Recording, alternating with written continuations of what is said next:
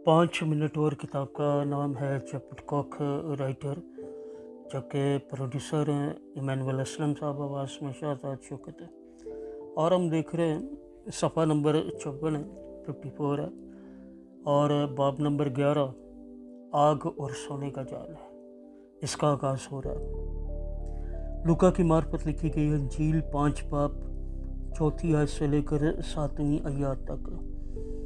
जब कलाम कर चुका तो शमौन से कहा, गहर में ले चल और तुम शिकार के लिए अपने जाल डाल दो। शमौन ने जवाब में कहा, ए उस्ताद, हमने रात भर मेहनत की और कुछ हाथ ना आया, मगर तेरे कहने से फिर जाल डालता हूँ।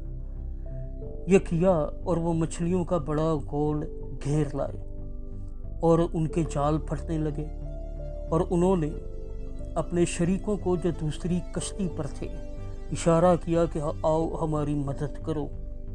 बस उन्होंने आकर दोनों कश्तियाँ यहाँ तक भर दी कि डूबने लगी।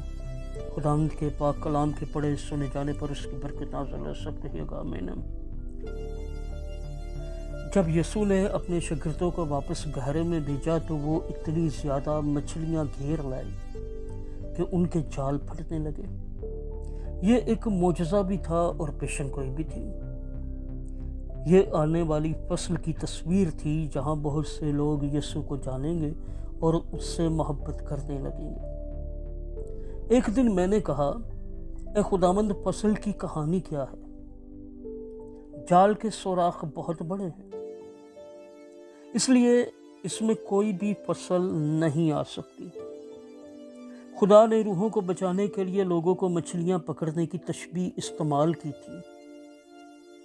मैंने एक जाल की तस्वीर बनाई जिसके सुराख इतने बड़े थे कि मछलियां बआसानी अंदर बाहर आ जा सकती थी।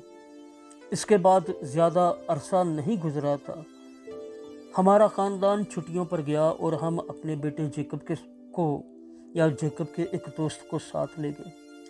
3 दिन बाद उसने हमसे कहा और हमने उससे कहा, क्या आप मेरे वास्ते दुआ करेंगे? 5 मिनट और किताब का नाम है चैपटकॉक राइटर मुसन्नफ है, आवाज़ में शाहजाद शौकत, प्रोड्यूसर इमानुएल असलम साहब, और ये था सफ़ा नंबर 54।